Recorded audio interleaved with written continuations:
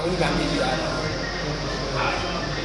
देखिए, जब चुनाव संभावित है बिहार में, तो चुनाव संभावित को ध्यान में रख के सभी पॉलिटिकल पार्टी के नेता, छोटे से बड़े नेता, सब लोग बिहार का दौरा करेंगे, बिहार के इलाकों में घूमेंगे। लेकिन बिहार में इन लोगों का कोई असर पड़ने वाला नहीं है। जितना आएंगे उतना एनडीए को फ़ायदा होगा। हमने देखा है पूरे देश की राजनीति परिप्रेक्ष्य में कि जहाँ जहाँ राहुल गांधी जी गए हैं, चाहे दिल्ली का कमान वो संभाले हों, चाहे मध्य प्रदेश का कमान संभाले हों, चाहे वो पंजाब का, हरियाणा का, चाहे छत्तीसगढ़ का, जिन राज्यों में वो गए हैं, उड़ीसा, जिन राज्यों में वो गए हैं, वहाँ बिल्कुल उनका सफाया हो गया। तो आप सोच सकते हैं कि बिहार तो समाजवादियों की पृष्ठभूमि है। बिहार में नीतीश कुमार की भूमिका है, और नीतीश कुमार जी ने जो 20 सालों में काम किया है बिहार की जनता के लिए, बिहार को लोगों को सम्मान दिलाया है। बिहारी कहलाना अपमान का विषय था। आज बिहारी स्वाभिमान के साथ पूरे देश में सीना तान करके चलता है।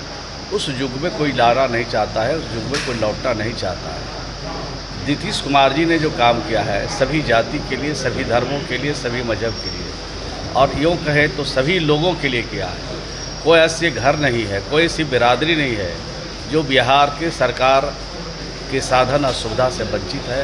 हर लोगों को साधन और सुविधा हमने पहुंचाई है, और बिहार की जनता के साथ जो हमने कमिटमेंट किया था चुनाव से पहले, एक एक करके बिहार के मुख्यमंत्री श्री नीतीश कुमार के नेतृत्व में एक एक करके पूरा किया गया।